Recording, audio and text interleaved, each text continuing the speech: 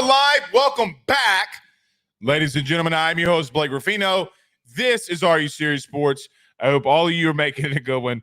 I know that we are as well. Did not know if I would be able to contain myself in a little bit of laughter because of how ironic some things can be. But nevertheless, I have a pretty good idea that you and I have a lot to discuss here tonight. As earlier today, it was reported, I know we reported it, Coach Kelly let the team know earlier in the day before it was officially announced that Matt House, the LSU defensive coordinator, has been fired, along with Robert Steeples and Kerry Cooks, while keeping Bob Diaco and John Jancic on staff, at least for now. And I do fully believe that they will be here into the 2024 season. But LSU is now underway for technically both defensive and offensive coordinator spots. We will talk on that. What is emerging here as we're on the show is that potentially Blake Baker, the Missouri DC, is a top candidate per Brandon Marcello. We will talk about that here tonight. We'll talk about potential LSU replacements, as now Matt House is out and Brian Kelly has made the move that you've been asking him to make all year long. I know it took an entire year, but he finally did it. We got lots and lots to discuss. Zack Nagy joins us at 7:30 to talk about the crazy, crazy day at LSU. Five-star running back, 2025 running back, Harlem Berry, the number one running back in the country, commits to LSU. We'll also have to touch on that. We'll go around your SEC and ask Blake. So many things to discuss. So many things to discuss. One thing that I want to get out of the way very quickly, Dane Bergeron says Blake Ruffino greater than Blake Baker. As a defensive coordinator, I am not. I like Blake Baker a lot and would not mind him being here whatsoever, especially after how he made that Missouri defense better than they were. Now, he still gave up 49 points to LSU, but a lot of teams gave up 49 points to LSU this year as the Heisman Trophy winning quarterback, Jayden Daniels, and LSU was able to beat them. So tons to discuss. Michael Morse with a $199 super chat says, we're in Spring Hill, Louisiana. Good to have you in here with us, Michael. And a yeehaw to you as well. Yeehaw to our good friends over at First Light as well. But thank you. Yeah, where are you watching the show from tonight? Where at? Are you in the 985? We're at in the 985. The 337? We're at in the 337. 225-504. Or if you're just outside of the state, but you're from the great state of Louisiana, where are you listening to us from tonight?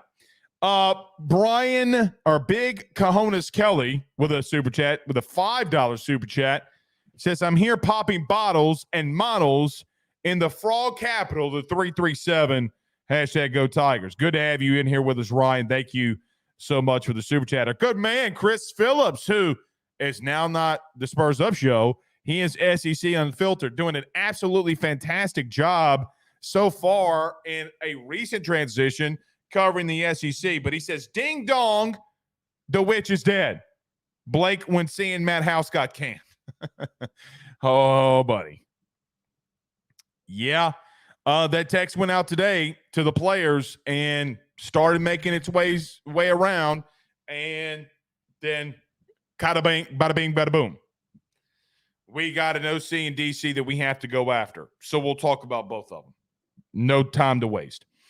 Leighton Linder with a $9.99 super chat says, hey, bro, how much money would you place a bet on Bryce Underwood and Terry Bussey to commit to LSU? If there was a parlay or single bets of your choice, Happy New Year and Go Tigers. I'm not a massive betting man. I bet on things when I know things are going to happen, like betting – over $150 on Jayden Daniels plus 3,500 to win the Heisman. Being a little petty on that one, but what do I know? I feel confident, but I will definitely give you that answer if you go to the forum, ayssnetwork.com. My pick is already in for those. We're 33 for 33 on this recruiting cycle. We started every January. Not January. We started every June the 1st. We are 33 for 33. Actually, technically, 33 for 33. Harlan Berry made 33 on our picks. We make picks in there all the time where guys are going 33 or 33. So don't mind it. Don't mind it. Love it. Love being 33 or 33. Batting 1,000. Sure, one day that will come to a crashing halt, but oh well. Oh well. I'd put decent sized money on it. I'm just not a betting man. Not a betting man, but I'm not changing my pick. That's for damn sure on, at least not right now, on Bryce Underwood. Let's get to it, man. Can't waste time. Let's talk about our good friends over at betonline.ag, our good friends over at our good friend Tyler Alexander, over at LPT Realty. Listen, if you're in real estate, or even if you're trying to buy a new home, but especially if you're in real estate, Tyler's team is expanding massively. Massively. Give them a call. If you're thinking about making that change, if you're thinking about making that move and you're in the real estate agency, go see my man. Just go give him a call, 225-955-0008. He can get your home sold too. There's a reason he's the number 2 realtor inside the entire state of Louisiana, because he's the best. Give him a call. Let him know that Blake sent you on by. Everybody hit the like and share during the break. If you're on Facebook, share to those groups, share to your own social media pages, wherever you listen to podcasts, rate, review, and subscribe. You're watching us on YouTube. Welcome, welcome, welcome. Hit that subscribe button there as well. We're back in just a second. Matt House is out. Is Blake Baker in? We talk about it next. BetOnline is the fastest and easiest way for you to wager on all of your favorite sports, contests, events, with the first-to-market odds and lines. Find reviews for all the news for each league, including Major League Baseball, NFL, NBA, NHL, combat sports, college sports, esports, and even golf.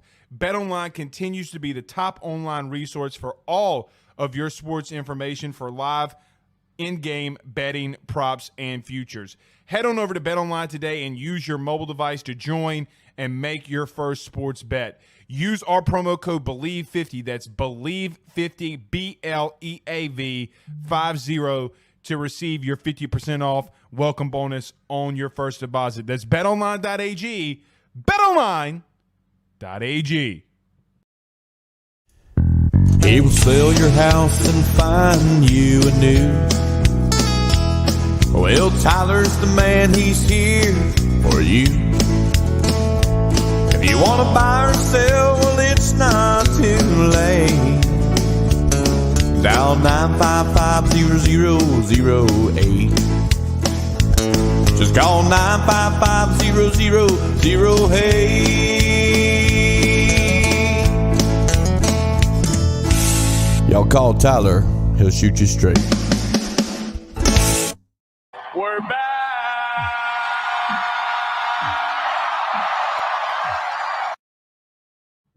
Gotta fix the camera. There we go. There we go. Gotta fix the camera. Autofocus. I feel like I'm talking to a what do you call those things? The Transformers? Megatron. All right.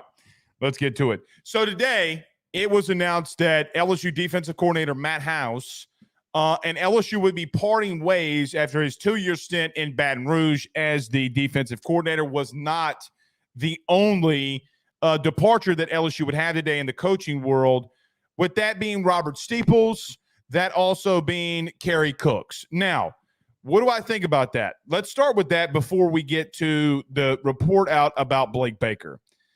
Guys, there was no way that you can survive what you put out there on defense. For me, I said this on the show and said it throughout the year, okay? I've been calling for Matt House to be fired, called for him to be fired last night, said you got to move on from him.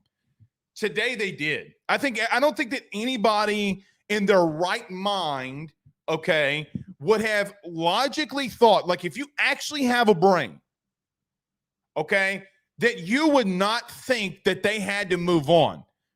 I've heard takes such as, and have kept my mouth shut in reference to LSU not having the money, LSU's not going to move on from him. There's so many different things. I've heard, well, you know, what happened at Wisconsin, that was the real reason. That game against Wisconsin was the reason that they fired Matt House. None of that is true. BK told you in a press conference literally about 3 weeks ago that he fired a guy 3 games in that stood in his wedding.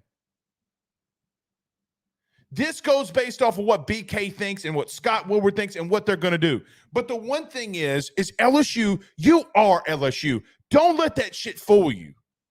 Do not let that shit fool you. You are one of the creme de la creme, one of the bigger brands and icons in college athletics. Don't let anybody tell you any different. LSU can't raise the money. Clearly that was bullshit because they ran out there and spent $5.4 million in buyout money. In reference to Matt House, though, for me, even when we talked about this, if you watch the show throughout the year, it's not necessarily about play calling and the development of the guys or what's going on during the game and even developing some of the players. Because if you're a good dude, like if you're a good dude, I could just be like, you know what, man, the guys love him. They love him as a coach, but he's just not getting the job done. You know who I compared it to at the time was Pete Carmichael. A lot of dudes freaking like Pete Carmichael in that building. Think he's a great guy. Shitty play caller, but a really good guy. And he's gotten a lot of leeway because he's a really good guy. And people like him. But Matt House had to go. Along with that, Robert Steeples and Kerry Cooks. For me, okay, I do think that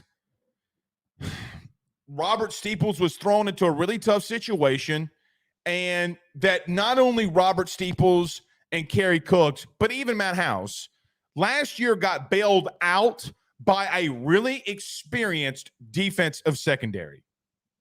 Guys that were talented and experienced like B.J. Ojolari, guys like Micah Baskerville. They bailed out Matt House a year ago, and they could not overcome it this year.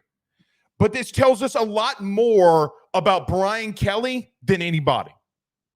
Because if shit does get bad, they will move on from your ass. Clearly. You know, all the stuff that was said about him at Notre Dame, oh, he's going to hold on to his staff. He's not going to fire him. He's not going to let him go. That's clearly not true. It's clearly not true. But if Matt House, getting back to the point, but if Matt House would have been just a bad play caller, I'd have been like, you know what, man, I hate it for him. You know, he just can't call plays. You might need to move on. It's the relationship that you see with him, with the players, the things that you hear. You know, we talked about it last night when the Mekhi Wingo video emerged. Because this isn't a one-time thing. We have talked about him and Jamar Cain, the former defensive line coach, having issues. You're literally having players on Twitter and Instagram coming out and saying good riddance and it's public. Like, they're not hiding it. You got Braden Swinson out there literally posting a video about kick rocks to Matt House. That's exactly what he's doing. It would be one thing if it were just play calling, but it wasn't. It had tons to do with him not being able to relate with dudes. Him having issues with guys like Harold Perkins. Because there's been rifts with him and Harold Perkins. You see the body language on the sideline of Harold Perkins. Probably not being put in the best position for him to succeed. Guys, you know what gets guys like Harold Perkins drafted in the top 10? Yes, it's obviously their ability. But you think of guys like Isaiah Simmons. Like, you need to put him in a position to make plays now. If he's an All-American, and with his ability, somebody's going to draft him in the top 10. You want to develop him. I get it. You couldn't get him ready to be an inside backer. That falls on Matt House. That falls on him. I will say that I do think that there was a lot of people, and you're seeing it today, though, that love Kerry Cooks and love Robert Steeples. Loved them. You see players coming out for Robert Steeples saying that they love him.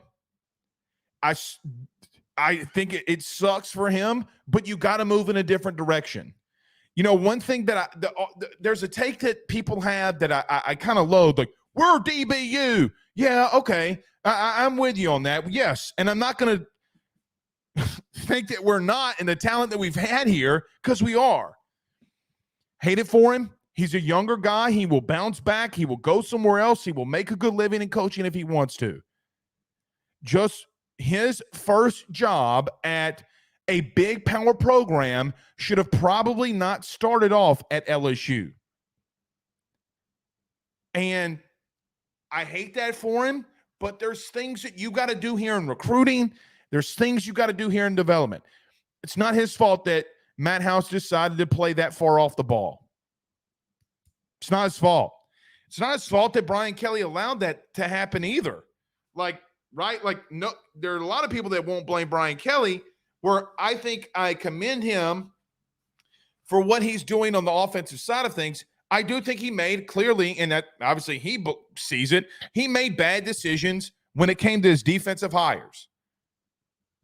So he's going to have to replace a defensive line coach if that's the avenue that they go. He's going to have to replace a DC, an OC, a corners coach, a safeties coach. And we'll talk about that. One thing that I will say, too, is that Blake Baker, the Missouri defensive coordinator, has emerged here as within the last hour. Now, I'm going to read this, and I'm going to talk about it from things that I'm hearing and possibilities. But Brandon Marcello of 247 reporting that Missouri's Blake Baker has emerged as the leading target for LSU's defensive coordinator job. Sources tell him and Matt Zietz of 247 Sports. So let's talk on that really quickly. I love Blake Baker. If LSU and Brian Kelly decide to go on that route, I think they look. I don't like using the term hitting a home run. Hold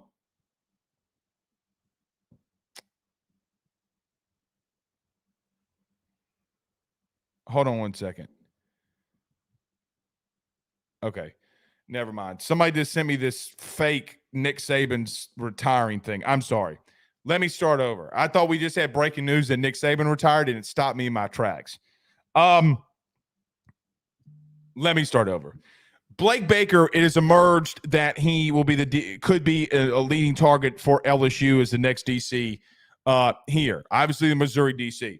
I like Blake a lot. I think that from the part that you look at Blake Baker is that when he came here the first time, you saw an emergence in a guy like Damone Clark. He goes to Missouri, calls plays. He's in that transition of Brian Kelly coming in and Ed Orgeron staff going out, goes to Missouri and kills it. I would love the move, to be honest with you. Do I know for an outright fact that is going to happen? No, I do not. No, I do not. I do not know at this exact moment that is locked out. Now, is he a candidate? When we prep for the show, he's literally the number one name on this list. Earlier today, to some friends and even to some people inside our board, mentioned some stuff about Blake Baker as well. Missouri's defense this past year was really good.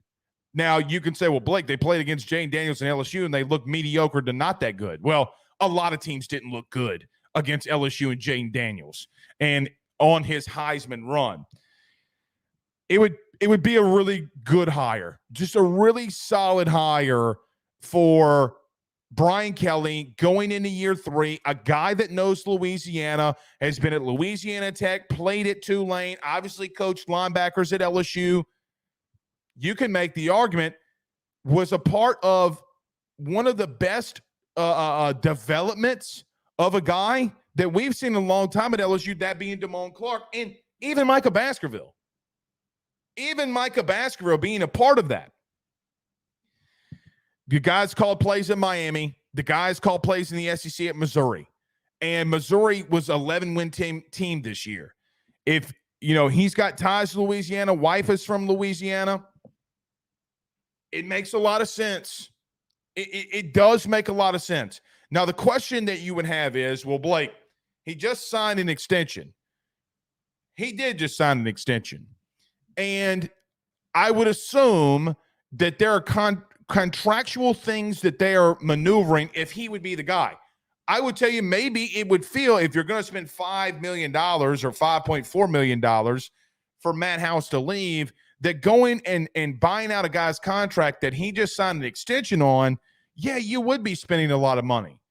But under the really Scott Woodward tenure, have we seen that they're scared to spend money?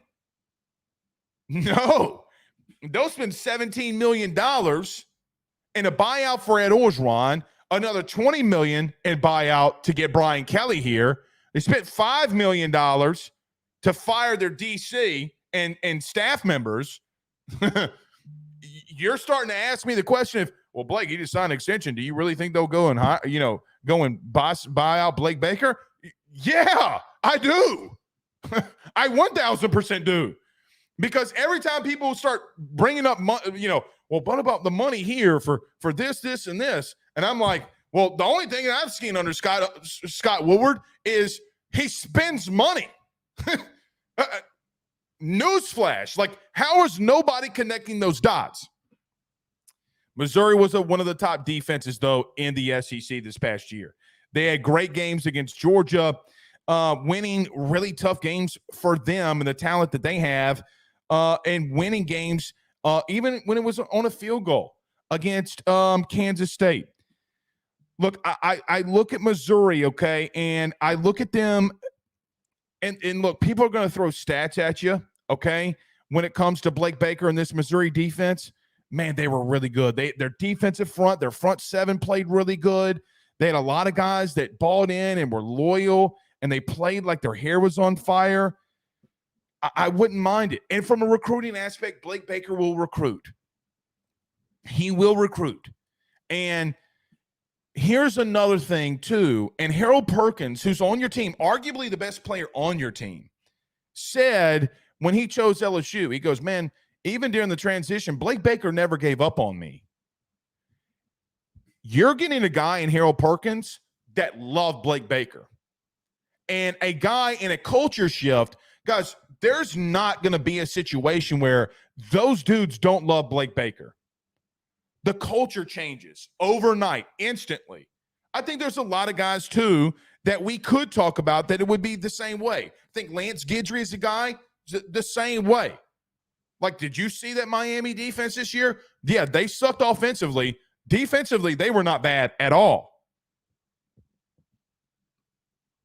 It's a culture shift. It would be a really solid hire if you made it. A very solid hire if you made it. The one thing I will say about Blake Baker that I will just push back on just a smidgen.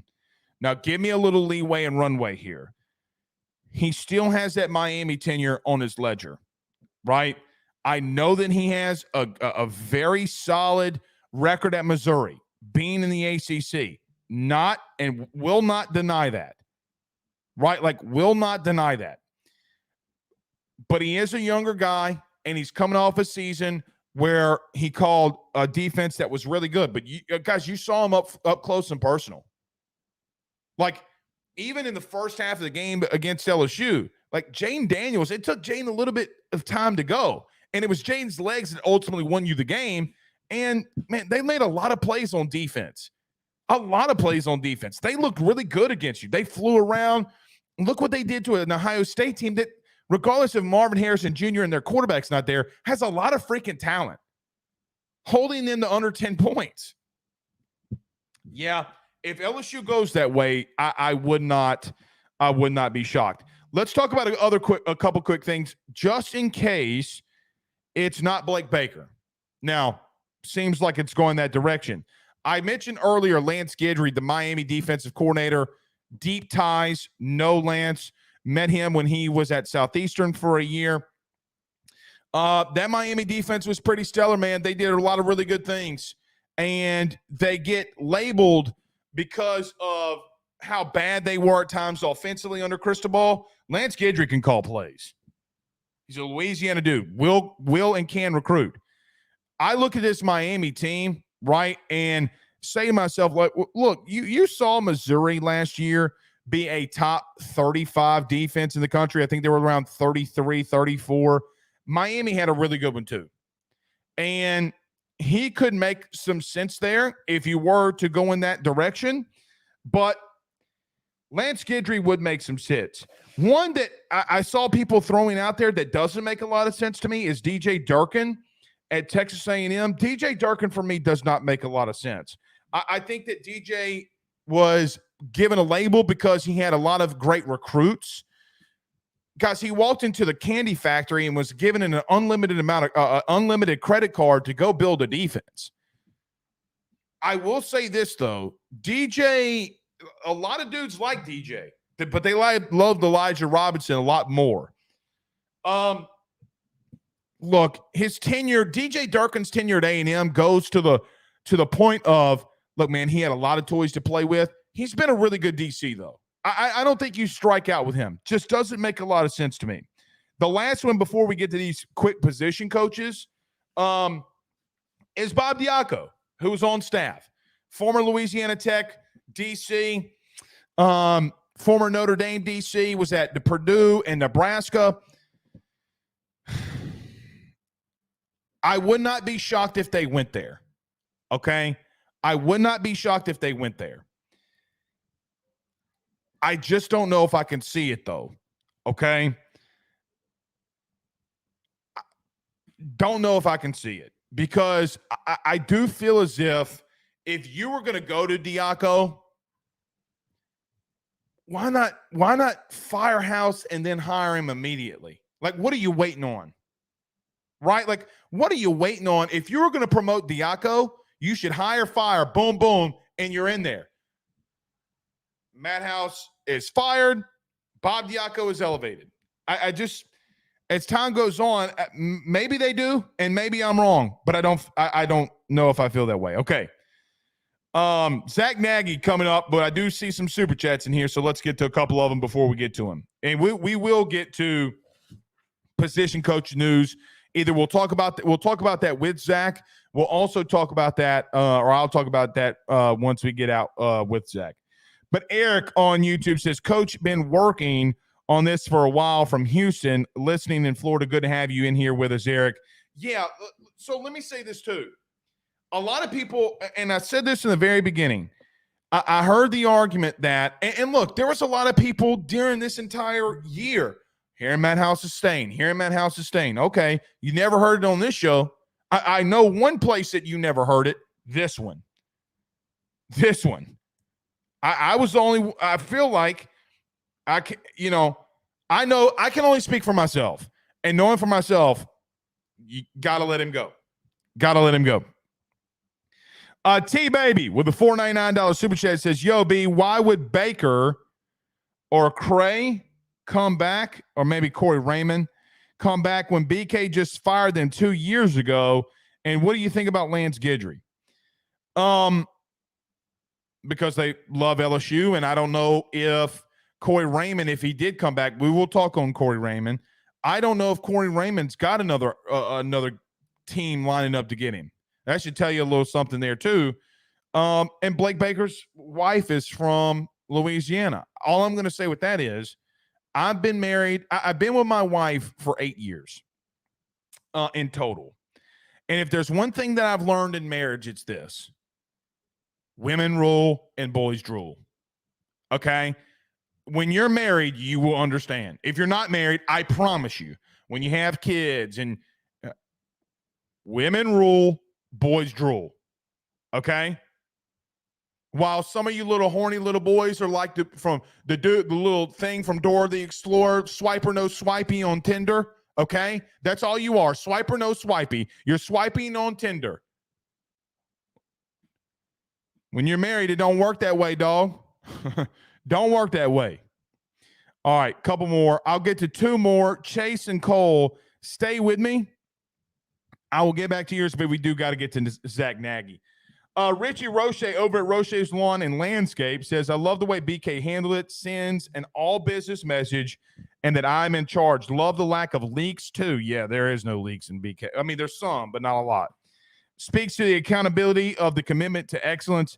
I have more confidence in BK today and going forward. I don't disagree with that. Thank you, Richie. I don't disagree with you at all. Cam says it's funny, since a $4.99 super chat, says it's funny. There was chatter that BK wasn't here to be serious and was just collecting a check for him to fire everyone. That man wants a natty. Yeah, I never really understood that either. That was a talking point that we had in here, and people kind of rolled on me on that. It's like, yes, he is, Blake. He's not making the changes. I remember the comments. Y'all hated my big ass.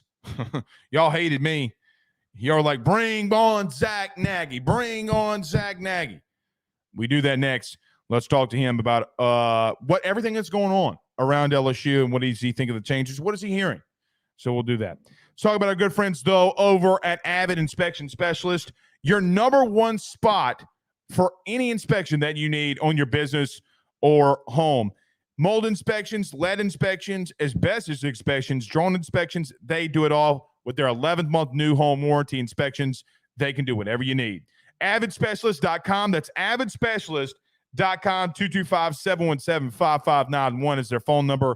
LHI 11331. Zack Nagy, Sports Illustrated LSU Country, comes back with us next.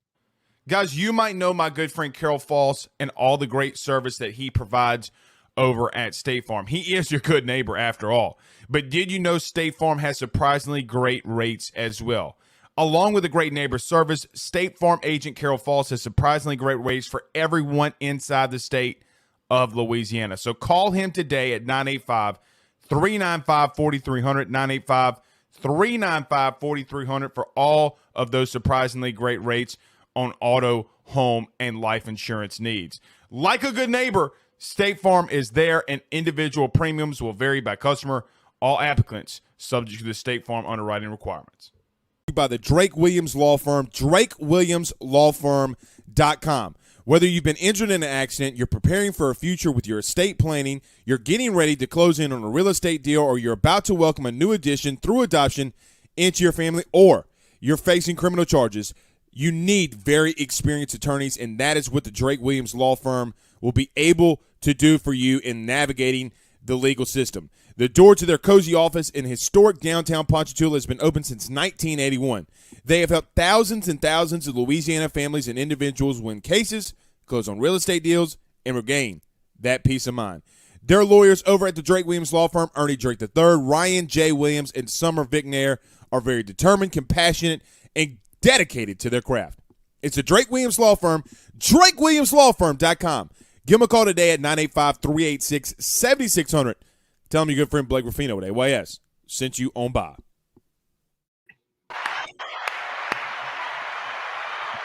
Did you just go 3-6 Mafia on me? Did you just like pop your collar? Like ever since I can remember, I've been popping my collar. Had to do what I had to do. How are you? How are you, my man? I'm doing pretty good. So, Zach, I don't think we have a lot of time to waste because I got a lot of questions I want to ask your thoughts on. Around 10:30, 10:45, even a little bit earlier than that. Let's go a little bit earlier. Around 9 o'clock, the players, there were some things leaking out that the players have been told that Matt House was not going to be retained. Neither was Robert Steeples nor Kerry Cooks. Let's start with Matt House. Your thoughts on Brian Kelly making the move and getting rid of Matt House? Yeah, I feel like at the end of the day, this is something that you and I have talked about on several occasions, and it was just time.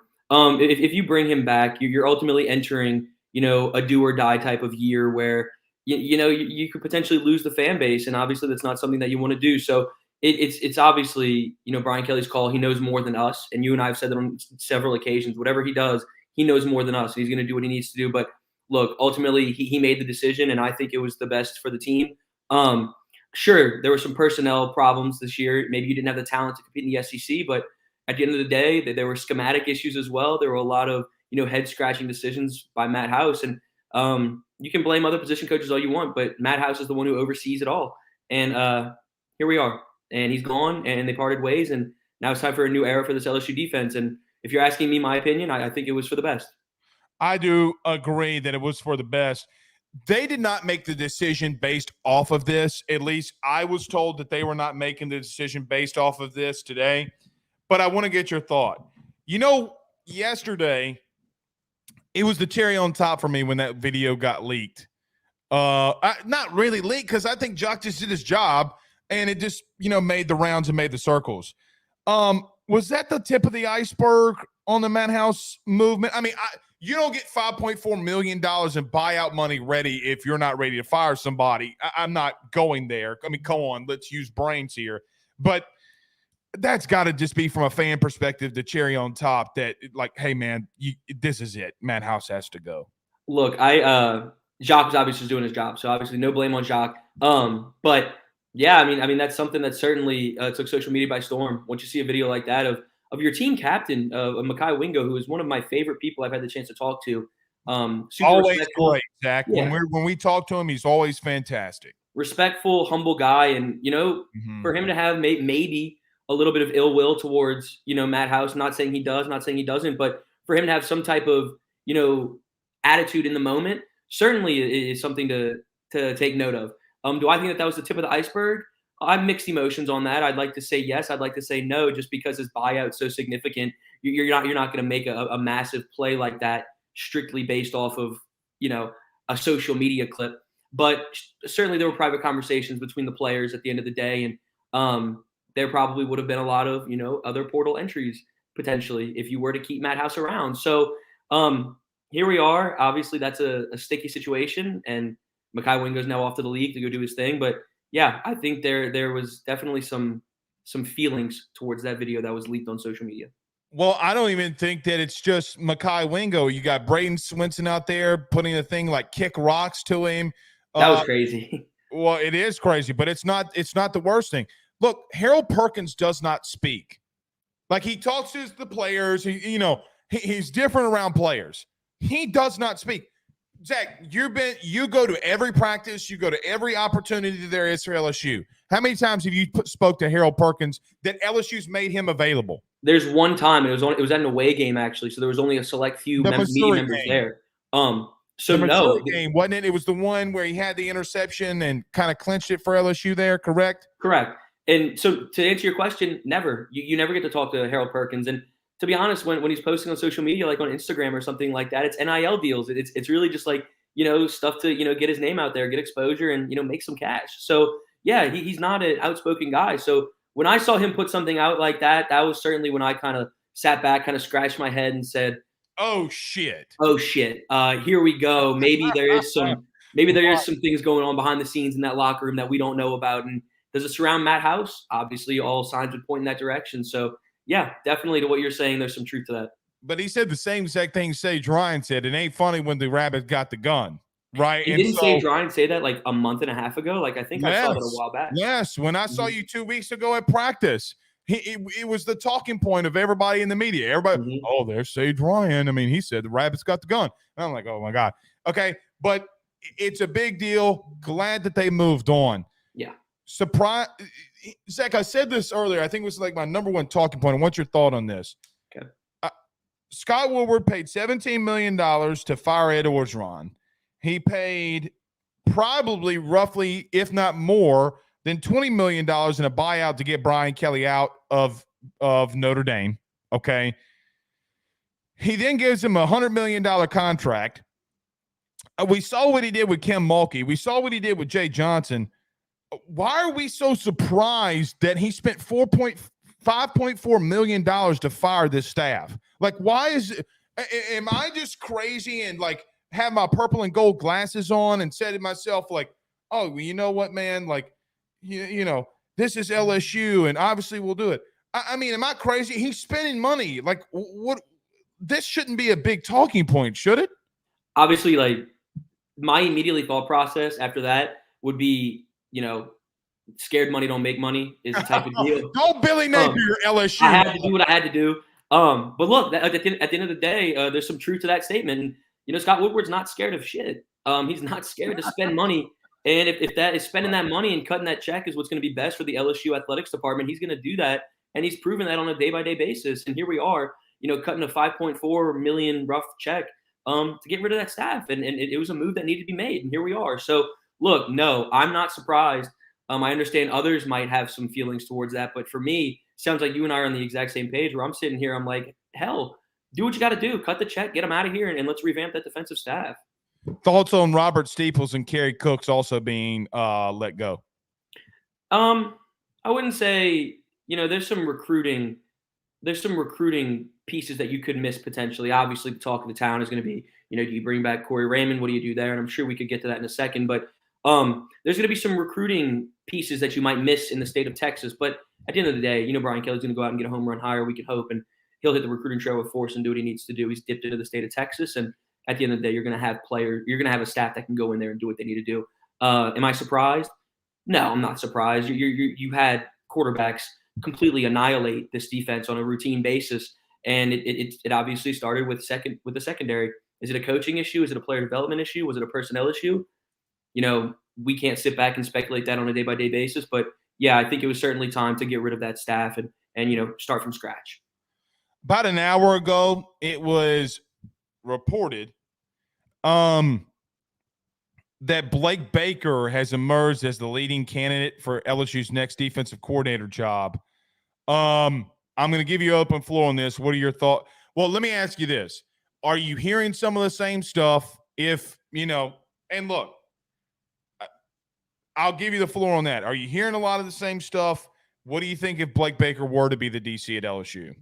To start off with that, yeah, there's some truth to that statement for sure, but leading candidate to me isn't necessarily a concrete thing where people need to sit back and think like, okay, this is the guy, it's a done deal, let's rock. In my opinion, it's too early in the process to have that. Certainly when Brian Kelly made the firing of, Matt House, there was obviously going to be somebody in line to, keep the recruiting class intact, keep your signees intact, keep your players intact. So certainly there are some leading candidates here, and the Blake Baker one got leaked. And to me, fast forward into your second question, man, how could you not, be a little bit intrigued with a hire like that? There's Louisiana ties there. He's been around the block. He's done what he's handled business, and he's a guy who has ties to LSU, Louisiana, Tulane, all around here. And like you said a couple minutes ago before I joined, his wife's from Louisiana, and if we've learned anything about chicks, they rule the world. So if he wants to come back here, and his wife wants to come back here, he's going to be back here. So he's done a phenomenal job in Missouri, and now if that's the hire that they make, it's a hire that I would sit back and, say, hell yeah, you're getting a goddamn good coach. So I would be, extremely pleased if that's the direction that they went in. But we'll see how quickly they move on that. Hypothetically, if it's not Blake Baker, is there anybody else out there that you would like? Lance Guidry's a name that certainly is one of intrigue to me. There's a lot of guys. Do you go in-house? I don't know. I think if you were going in-house, you would have announced that today. And I believe you said that a couple of minutes ago as well. So yeah, I think there's 2 or 3 other guys that are going to come out and emerge as candidates for sure. But I'm very happy that Blake Baker is one who's kind of been leaked at this point in time. I'll throw that out there and say that that could be the move. It could be the move. What's being lost in all of this is that, maybe we're not talking, maybe it's just the talk of the town because, the defense has been so bad. He's still got to hire an offensive coordinator. Yeah. And to me, that's it's not necessarily being swept under the rug to me because I know everybody's going to sit back and talk about Joe Sloan. Is he going to go in-house and do what he needs to do with Joe Sloan? And I think you and I would probably be on the same page if, he sat back and made that hire. Because I believe in what Joe Sloan brings to the table. I think he's a fantastic recruiter. And at the end of the day, he's going to be a guy who gets opportunity elsewhere if you don't elevate him now. Next season, we could be sitting back and talking about him getting an offensive coordinator job elsewhere. So, look, if they decided to do that move, again, I think it would be one that intrigues me a lot. Well, I think the reason that it's not a big talking point is because they beat Wisconsin and they scored 35 points and Garrett Nussmeier threw for 395 yards. Like, if they would have been more subpar, if they would have just been average, everybody would like, hey, man, do we need to think about, rehiring, somebody else besides Joe Sloan? And to the point, Cortez Hankton, too, because I don't think you make them co-OCs, if you're not going to try to keep them both as co-OCs on title. But, look, Alabama's got a wide receiver coaching opening. There's some things going around with that. Let's see if, do they target a guy like Cortez Hankton or not? We'll see. But he's got a lot of turnover here on the staff. You know what he doesn't have a lot of turnover on, though? The players. I mean, so, yes, you have Jane Daniels, okay? You have Malik and Brian Thomas. But you're still returning a crap load of dudes that were on this team a year ago. Your thoughts just kind of on this dynamic of having to replace so many coaches when a lot of the same guys that you'll be playing with, I mean, look, they're not adding a lot of dudes from the portal.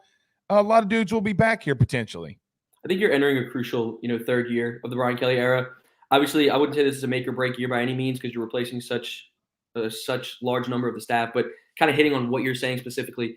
Look, you're retaining a lot of key pieces to this team. Certainly losing Lance Hurd is a want, not necessarily a need.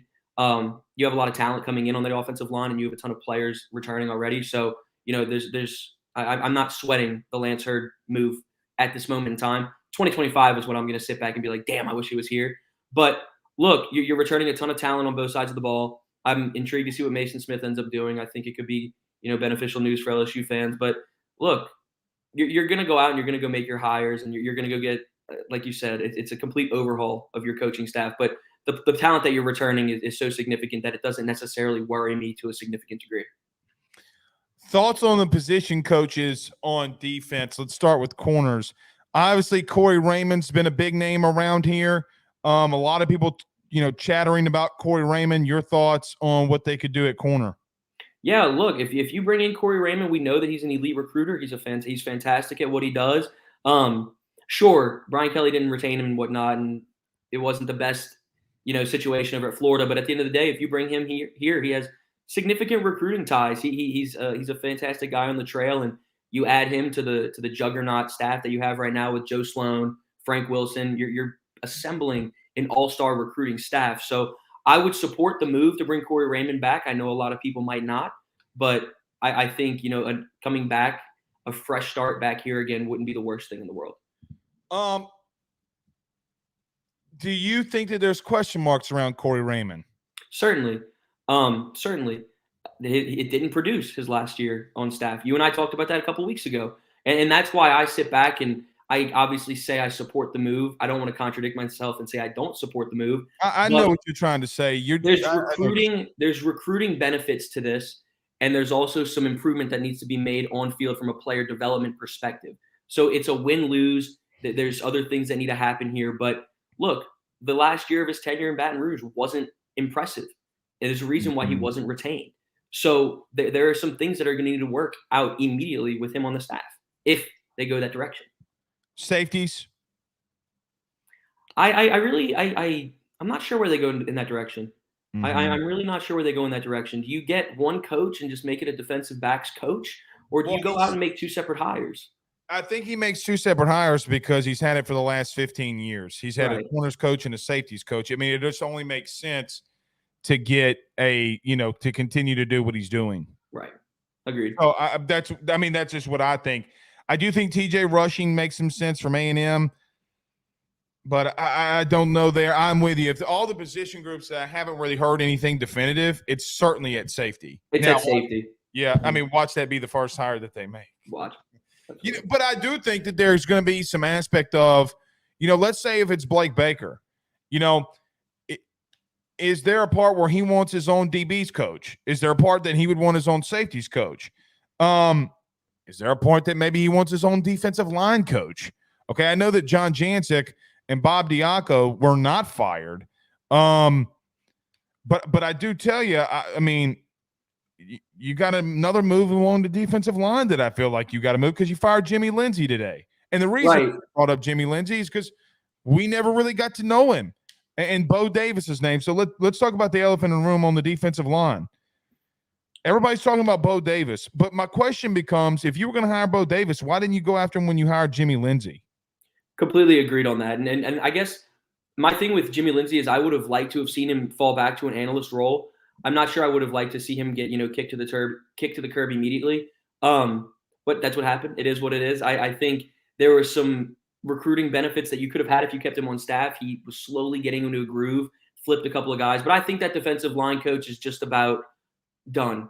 I think they have a very good understanding of who they're bringing in. I don't think you would see somebody like Dominic McKinley commit in a situation where there is no coach on board. I don't think he would do that because he's such a relationship-based guy. There was a reason why Syracuse got to come back in-house. There's a reason why he had so many schools come into his home and visit with his brother, visit with his mom, come down south, come check things out. Whether it was Oklahoma, Texas, A&M, LSU, Syracuse, he's a relationship-based guy, and there's a reason why he wanted some more face time with these coaches. So all in all, I would assume that this defensive line coach is just about a done deal, or else you wouldn't have seen, select players, Dominic McKinley, commit at this point in time. Bo Davis ain't going home with him. That could be. You could read that as a really good thing. You could also read that as a really bad thing. Mm-hmm. I'm just saying, like, look, coaching hires are fun. They're always interesting. They're always highly entertaining. We got over 1,200 people in this chat, but we'll see. One final question I'll leave you out here with. Harlem Berry just committed, and Bryce Underwood just committed. I mean, not just committed. Not Bryce Underwood is going to be committing on January the 6th. Any thoughts on what LSU has done in the last week, or what they could do in the last week in recruiting, potentially getting 3 5-star talented dudes? Yeah, this is the heater that a lot of LSU fans have been waiting for. Me personally, obviously today getting Harlem Berry just adds to an embarrassment of riches at the running back position for the long haul. It's a monster get, and Frank Wilson rarely swings and misses on recruits in Louisiana, let alone at the running back position. So in New Orleans. Yeah, so he went back. He went to where his roots are, got Harlem Berry, and it's a done deal. And that's one, I had the chance to talk to Harlem Berry yesterday, both on a podcast and off the record as well. And he's a fantastic kid. And this is one that he was extremely excited to just get done, end the deal, and move on from here. And he's going to enroll early in January. He's already taking his classes. He's going to be done in December and on campus in January. It's done. I wouldn't envision anything happening unless some coaching staffs changes or anything like that. But even then, I still think he's locked in. And then fast forward to Saturday, man. That Bryce Underwood news, it's about as big as it gets. It's a program-changing week if you look at – if you ask me. Bryce Underwood's a program-changing player. Harlem Berry's a program-changing player. Dominic McKinley's a guy who has tremendous upside. I still think there are some hurdles that need to be jumped for him to get to that point. But at the end of the day, this 2025 class is shaping up to be what everybody imagined it would be. And that's, a program-changing class. You're potentially going to have a trio of 5 stars committed, and it's January of 2024. I'm going to have to go listen to the podcast you're on with him, my kids. I'm going to definitely go listen to that. But let me ask you while I have you here. Is there anything bigger than he said that when you talked to Harlem Berry yesterday that you liked? Like, is there one big thing that you walked away from with him saying something? It's kind of a casual take, in my opinion. He said a lot, but to me, he was kind of talking about advancing his game in a couple of different ways, and that's really becoming a receiving threat as well. He's obviously fantastic catching the ball out of the backfield and turning it upfield. The competition that he plays can kind of raise red flags.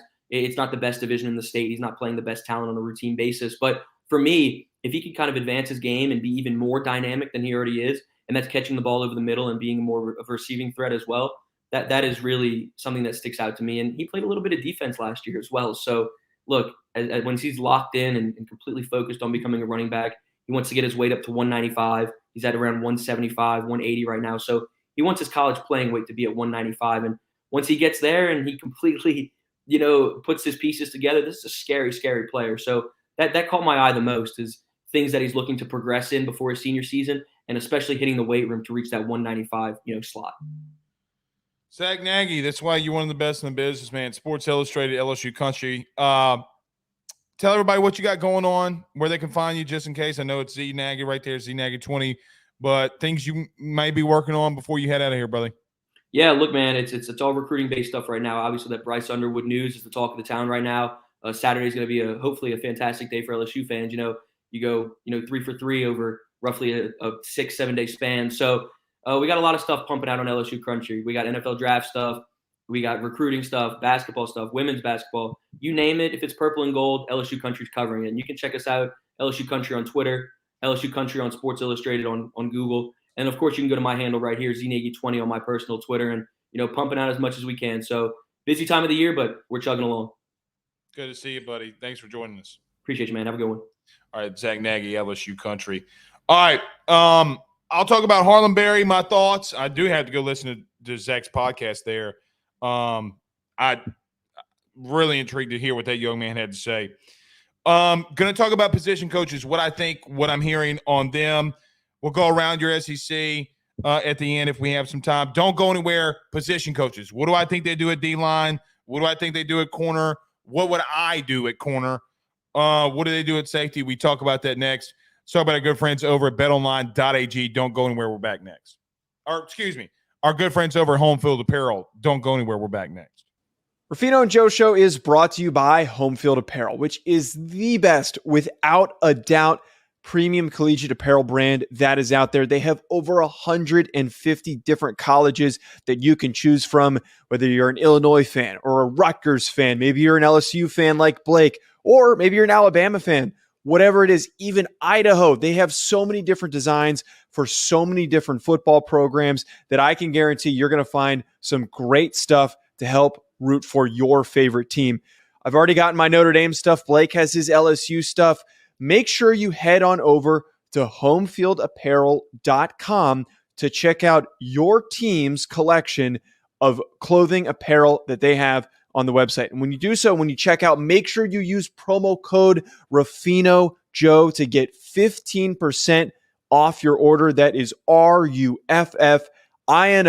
Rufino Joe. Head on over to homefieldapparel.com and get your college gear today.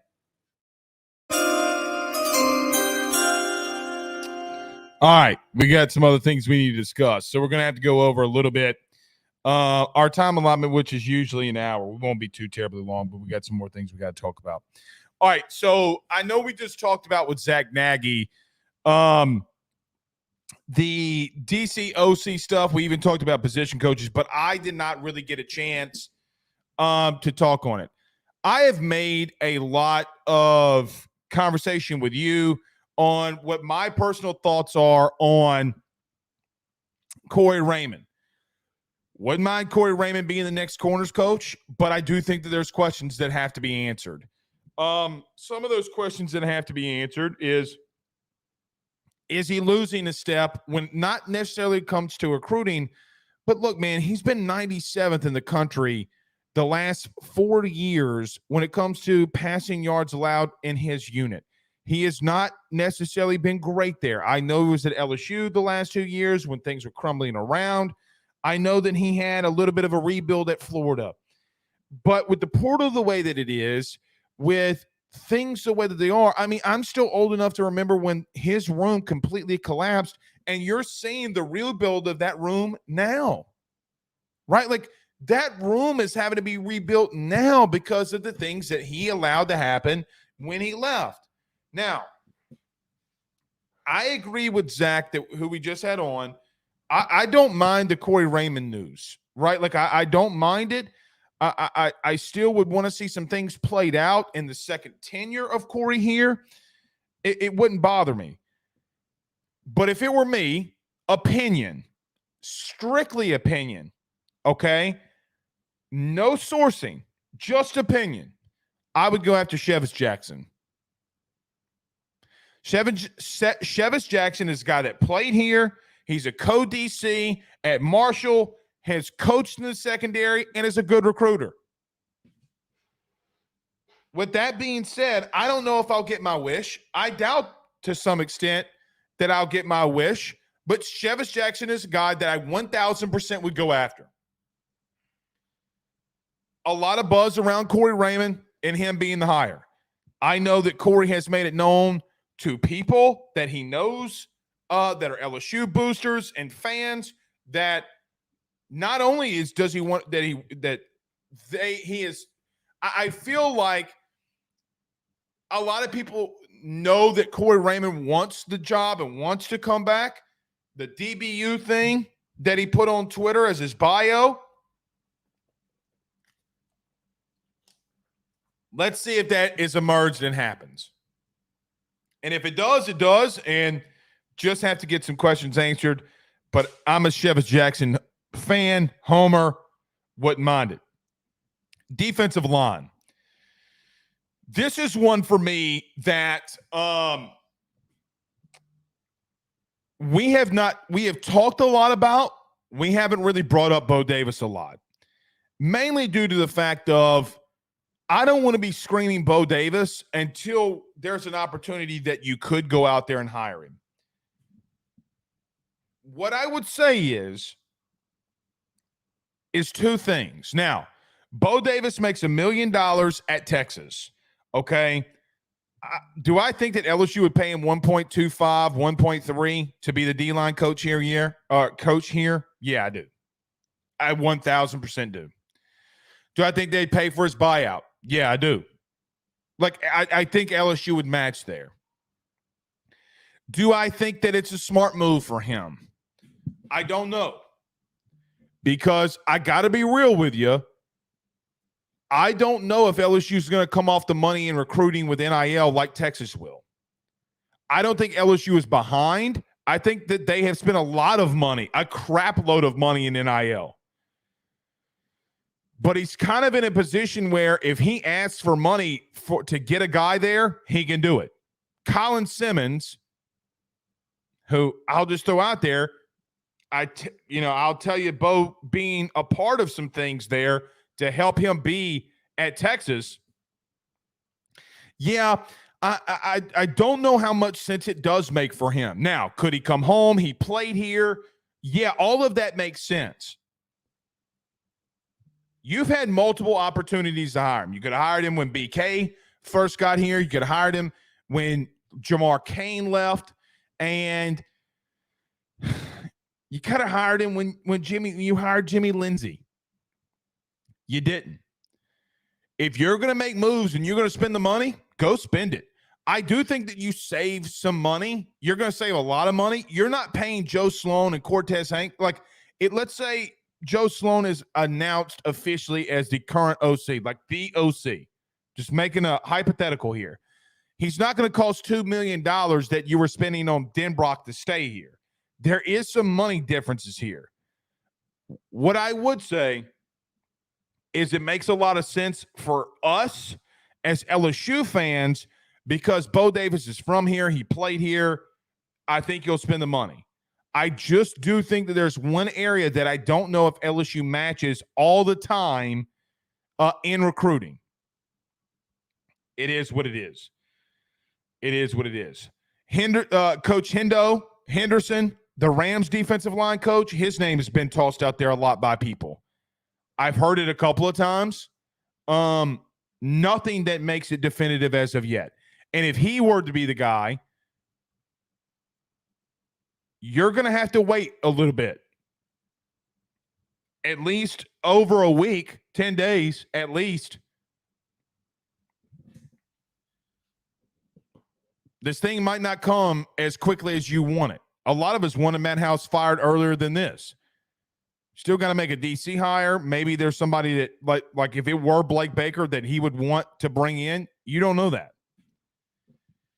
You don't know that. Safeties, the only name that I have heard would be TJ Rushing at this current moment, former A&M safeties coach. I have not heard much on safeties. Whatever happens at safety would not shock me. Just wouldn't shock me one iota. So that's what I think. If you're looking at the position coach part of things, that's where I see it. That's where I look at it. All right. To wrap it up here, I do want to spend a very quick moment and talk about Harlem Berry. So listen, we talked about this last night, but it needs to be mentioned again. Harlem Berry is a 5-star recruit in the 2025 class. He is the number one running back in the entire country, the number one player in the state of Louisiana for next year. And you heard from Zach. He was on this podcast with him, said he's, glad he's going to shut this down. He's already taking classes. He's pointing in the direction that he is shutting down. He's coming to LSU barring something crazy happening. But, man, what you're looking at in 2025 is you getting DeCorian Moore. You know the relationship that I have and how much I want that kid to succeed at LSU because he committed on this show. He's the number one wide receiver in the country right now. Harlan Berry's the number one running back in the country. And Bryce Underwood, the quarterback out of Michigan, is the number one player in the country. Quarterback, number one player in the country. Commence on Saturday. If you go out there and land those three, good gracious alive. You better not. I do not want to hear anything about BK recruiting again. I really don't. Does he have to get better in some areas? Defensive line? Well, they're about to fix that. They're one. As we just got done talking about the defensive line coaching position, they're going to fix that. I still have tons and tons and tons of faith in Brian Kelly. Harlan Berry is a big part of that too. Because, look, you hired Frank Wilson. He goes into Metairie. He gets a kid in Harlan Berry, the number one back in the country. He goes out. He gets DeCorian Moore. Guys, DeCorian Moore's commitment video started off with when he decided and his family decided that they were going to commit to LSU. The first call that he made to tell Brian Kelly. Brian Kelly. I will tell you, there was something that was leaked too about Brian Kelly at practice being on the phone with a player.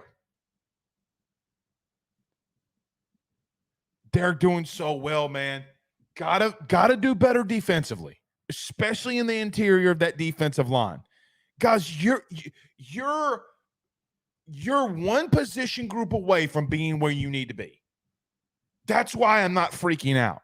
If you were really losing cats, if you didn't get 9 out of the top 10 players from the state of Louisiana, yeah, I'd be freaking out. But he did it. Brian Kelly came here and did exactly what he was supposed to. From a recruiting aspect. Go get some guys nationally. Well, he's doing that. He is locking down the state of Louisiana, 9 out of the 10 guys, the top 10 players in this state, because they only missed on really one guy that they were after from this state. Only one, and that being Wardell Mack. So, yeah, I do have a lot of faith. I do have a lot of just positivity, really. And I know that you don't want to hear that. I know that you think that this season was bad, and you think that this season is, oh, well, we underperformed. Yeah, F right. You underperformed. I'm not disagreeing with you there. But two things can't be true at once. I still think you're moving in the right direction. Well, Mr. Blake, there's a long time before those guys put on LSU jerseys. Yeah, I know. Brian Kelly has a 10-year, $100 million contract. He ain't going nowhere, cuz. He ain't, unless the crazy-ass rumors of him going to Michigan do come to pass. I'm going to end the show by saying, if Brian Kelly were going to Michigan, he's sure as hell firing a lot of defensive staff to do it. He's still making a lot of decisions to do it. Be nuts, man. It'd be nuts. Chase Abear with a $4.99 super chat says, Blake, what about Zach Arnett as DC? I like it as a play calling thing. I just don't know about Zach Arnett, man. He rubbed a lot of people the wrong way when he was the head coach of Mississippi State. A lot of people, especially in the media. A lot of people think he's an asshole, and he is an asshole. Cole Harville with a $4.99 super chat said, Gene Chizik, UNC defensive coordinator, wasn't bad. I don't know why he got fired. Because Cole, just thank you for the super chat, but he was ass. That was why he got fired. You know, he was cheeks. Yeah,